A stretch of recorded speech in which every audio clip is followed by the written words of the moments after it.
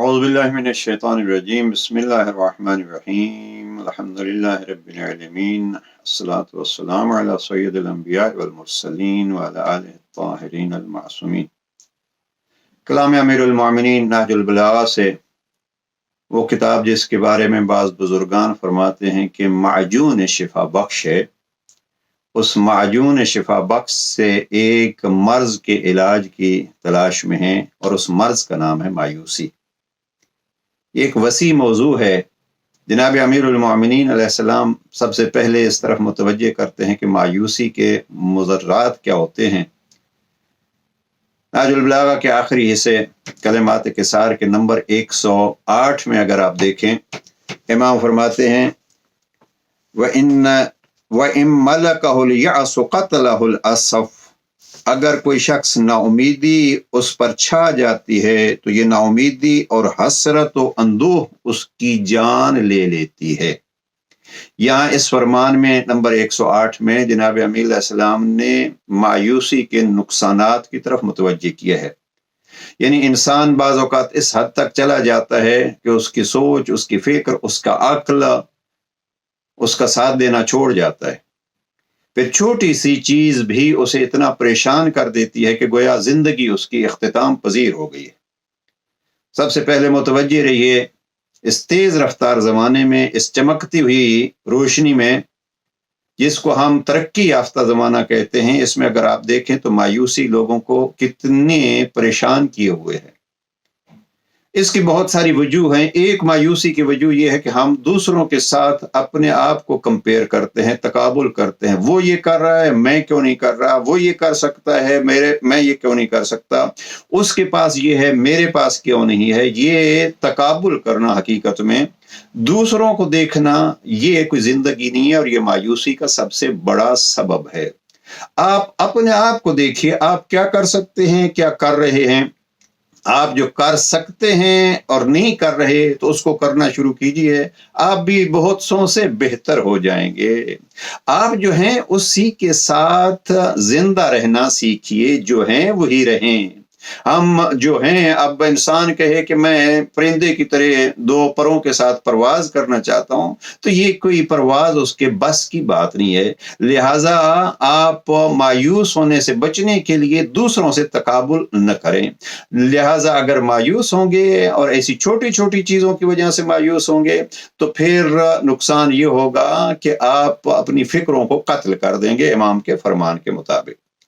دوسرا مرحلہ یہ ہے کہ امام دوسروں کو یہ کہتے ہیں، بالخصوص علماء کو یہ کہتے ہیں، اس حوالے سے حکمت نمبر 90 بہت دلچسپ جملہ ہے، اور بہت سارے یہ تربیت کرنے والے افراد کے لیے، جس کو آپ مینٹور وغیرہ کہتے ہیں، دوسروں کی رہنمائی کرنے کے لیے، امام فرماتے ہیں کہ فقیہ کل وہ ہے جو لوگوں کو نہ تو کسی چیز سے لم یقنط الناس من رحمت اللہ، نہ اللہ کی رحمت سے ان کو مایوس کرتا ہے، وَلَمْ يُعْيِسْهُمْ مِنْ رَوْحِ اللَّهِ، نہ ہی اللہ سے نا امید کرتا ہے، وَلَمْ يُؤْمِنْهُمْ مِنْ مَكْرِ اللَّهِ، نہ عذاب الہی سے بالکل ان کو مطمئن کرتا ہے۔ یہ اللہ کے سامنے جو ہے وہ دو چیزیں، رحمت کا بھی تذکرہ ہوتا ہے تاکہ وہ انسان نا امید نہ ہو، اور اس کے عذاب کا بھی تذکرہ ہوتا ہے تاکہ انسان باغی نہ ہو۔ اب ایک استاد کا اور حقیقی طور پر تربیت کرنے والے بزرگان کا اور والدین کا یہ فریضہ ہے کہ وہ اپنی اولاد کو، اپنے زیر اثر افراد کو نہ تو اتنا آزاد کریں کہ وہ عذاب کے قابل ہو جائیں اور وہ باغی ہو جائیں، اور نہ اتنا مایوس کریں کہ وہ ہاتھ پہ ہاتھ رکھ کے بیٹھ جائیں کہ ہم کچھ نہیں کر سکتے۔ حقیقت میں مربی کا کام یہی ہے کہ دوسروں کو امید بھی دلائے اور اس امید کے ساتھ ایک حد تک بھی رہنے کی ان کو تلقین کرے۔ اب یہ ان لوگوں کے لیے جو دوسروں کی رہنمائی کر سکتے ہیں۔ انسان خود بھی اس پہلو کو دیکھے، نہ امید سے اپنے آپ کو مایوس کرے اور نہ ہی اپنے آپ کو بغاوت کی طرف لے جائے۔ اور آخری فرمان، اگر جناب امیر علیہ السلام کے اس فرمان سے علاج چاہیے تو ایک علاج جناب امیر علیہ السلام نے کلمات قصار کے نمبر 342 میں بہت خوبصورت اور مختصر فرمان، اور یہی ہے کمال نہج البلاغہ کہ ایک جملے میں بہت ساری چیزوں کا علاج۔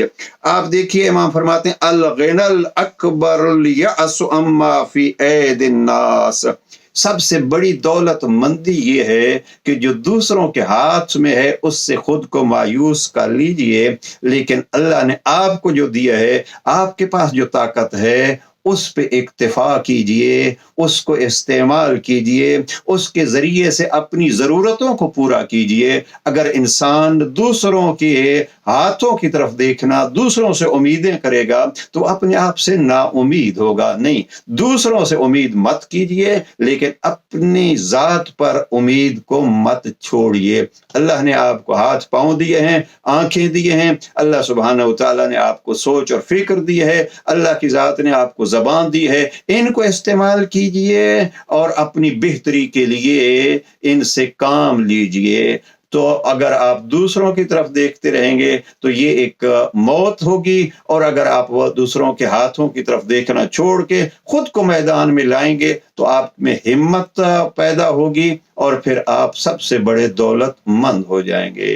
اس لیے کہیں معصوم نے خوب فرمایا، زندگی میں رہنے کے لیے اپنے سے نیچے والے کو دیکھو، کہ آپ سے نیچے رہ کے کٹے پاؤں والے، کٹے ہاتھوں والے، آنکھوں سے محروم، وہ بھی تو اسی دنیا میں رہ رہے ہیں، اور بہت سارے ایسے ہیں جو خوشحال رہ رہے ہیں۔